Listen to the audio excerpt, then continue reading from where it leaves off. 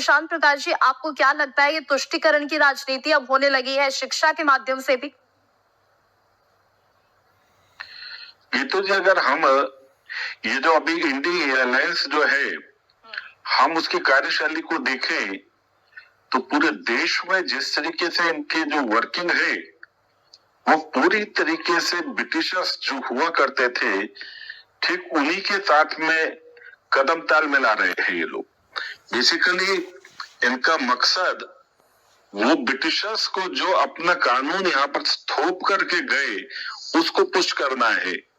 2014 के बाद जब हम सरकार में आए तो मैं समझता हूँ कि देश वाकई उन ब्रिटिशर्स के जो फॉलोअर्स जो यहाँ पर हमारे पास में अलग अलग संगठनों के नाम से बैठे हुए थे उनसे देश को निजात मिली है, आजादी मिली है। आप पिछले दिनों जब से इंडिया अलायंस ने ये गठबंधन अपना अलायंस बनाया उसके बाद में इनकी गतिविधियां देखो, हर जगह ये सनातन धर्म, हिंदू धर्म और 2014 के बाद में जो काम हुए उन पर कहीं ना कहीं जिस तरीके से ये लोग असहमति और पूरी तरीके से माहौल को विवादित करने का काम कर रहे हैं, ठीक उसी नीति और नीति में ये जो बिहार में जो ये नया जो कैलेंडर जिसको अभी लागू किया गया है वो दिखाई दे रहा है, क्योंकि वहां पर कहीं ना कहीं उन सब चीजों को पुष्ट करने का प्रयास है जो देश में समाज में एक अलगाव की व्यवस्था जो है उसका एक बीज बोती है और वहीं से ये सब चीजें उभर करके आने वाली हैं 2024 को ध्यान में रख करके। जिस तरीके से इन्होंने कैलेंडर में अभी तक परिवर्तन क्यों नहीं किया, क्योंकि अभी तक ये एक मत नहीं हुए थे। अभी इंडिया अलायंस जो है इनकी मीटिंगें होती हैं, आप लोगों को हम लोगों को पता लगता कुछ और सुपरफिशियल बातें मालूम पड़ती है, मगर जो इंटरनल जो ये लोग काम कर रहे हैं एक्चुअल में मीटिंग तो जो है वो है और उसी को इस वक्त में ये अमली जामा पहना रहे हैं। हर एक स्टेट में ये अपनी तरीके से समाज में एक अपवाद, विवाद और आपस में जातीय और धार्मिक स्तर पर जो असहिष्णुता है, आपस में विवाद है, वो पैदा करने के प्रयास कर रहे हैं। और जिसमें ये जो घटना बिहार में जो कैलेंडर लागू किया गया है छुट्टियों का, उसमें जिस तरीके से जो पहले छुट्टियां नहीं होती थी और इस बार वो छुट्टियों को इजाफा दिया गया है, उसके पीछे आधार मुझे सीधे तौर पर वही दिखता है। आगे मोहम्मद लगा लेना चाहिए। शांत प्रकाश जी, क्या ये बात वाकई इतनी बड़ी है कि उन्हें अपने नाम के आगे मोहम्मद लगा लेना चाहिए? देखिए, जिस तरीके से मैंने आपको शुरू में बताया कि इंडी अलायंस का जो इस वक्त में कारगुजारियां हैं वो सब मैं समझता हूँ सनातन धर्म के विरोध में है और जाहिर सी बात है कि अगर उसके विरोध में है और जिसके पक्ष में है तो ठीक है, जिसने जो कहा मैं तो कहता हूँ कि मोहम्मद लगाना जो है नाम के साथ में वो एक सम्मानजनक नाम है, वो लगाने के सब हम उन्हीं की दया से है। उसको अगर कोई मुसलमान उनके लिए तो वो पूजनीय है तो मेरे लिए भी वो पूजनीय है, तो ऐसी बात तो मैं नहीं कहना चाहूंगा, क्योंकि हर एक के साथ में जो है ना मोहम्मद का हाथ है। मगर हाँ ये है कि इन लोगों को जो पॉलिटिशियंस हैं उनको ये लग रहा है, जो इंडिया अलायंस के लोग हैं उनको ये लग रहा है कि शायद इस प्रकार की गतिविधियां करने से मुस्लिम पक्ष का वोट जो है इनके साथ आ जाएगा। ऐसा नहीं है, ये इनकी गलतफहमी है, 2024 में स्पष्ट हो जाएगा। आपने एक प्रश्न किया, मुझसे बताएं क्या कहना चाह रहे थे? मैं ये कह रही हूँ कि नीतीश कुमार की अगर सरकार में ये सब फैसले सामने आ रहे हैं, इस तरह के कैलेंडर बन रहे हैं, तो क्या माना जाए, इसका क्या फायदा होता हुआ दिख रहा है नीतीश कुमार को? अपने पॉलिटिकल जीवन की आखिरी गेम खेल रहे हैं और वो हर तरीके से कोशिश में है कि मैं अलग डिफरेंट टाइप की गेम खेल करके और सेंचुरी लगा लूं। ठीक है, अपनी तरफ से प्रयास करना चाहिए और जिस तरीके से वो कर रहे हैं परिणाम तो सामने आएगा, मगर अभी वो गेम खेल रहे हैं राजनीति में। ये जो अभी पिच पर जमे हुए हैं वो कितना लाभ होगा वो समय बताएगा, 2024 के चुनाव में मालूम पड़ेगा।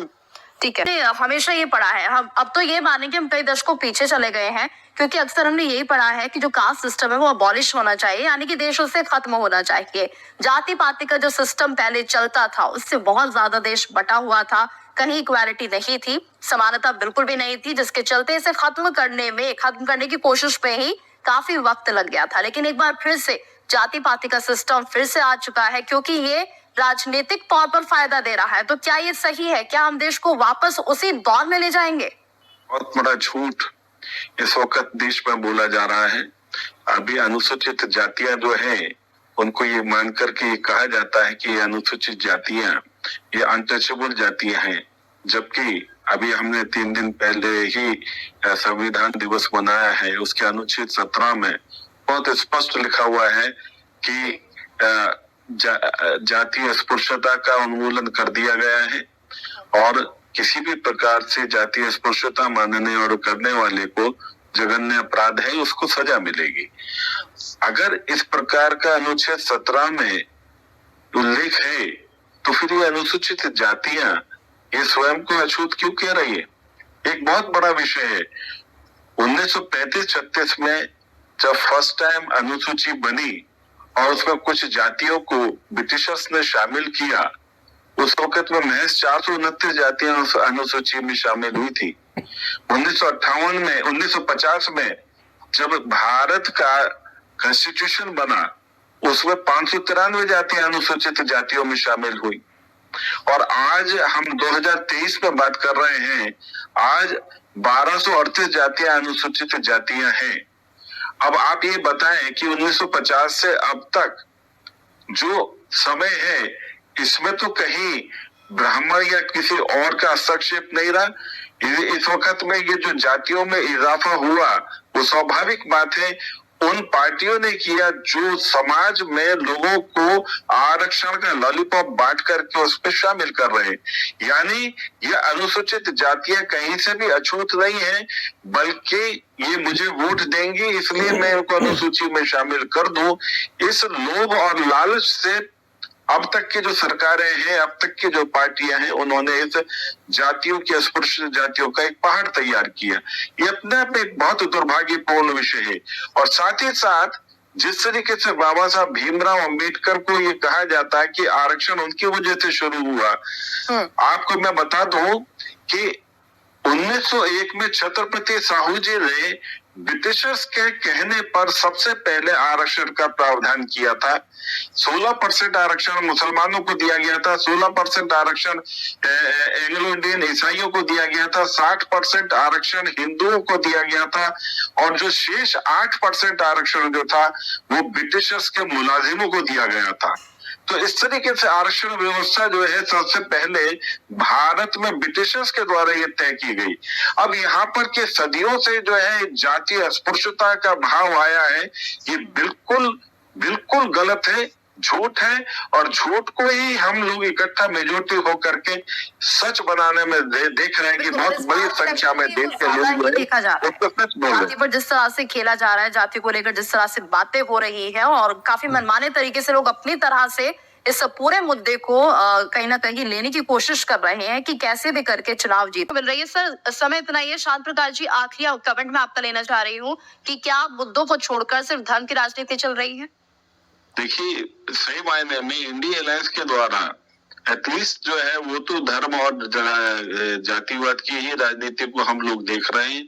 अभद्र भाषा, किसी को अपमानित कर देना, प्रधानमंत्री के लिए भी जिस प्रकार के अपशब्द बोले गए, तो कहीं से भी मुझे नहीं दिखता कि जो है इंडिया अलायंस और इसके जो वर्कर हैं वो नियंत्रण में है। सब अनियंत्रित हो रखे, इनको कोई मतलब नहीं है क्योंकि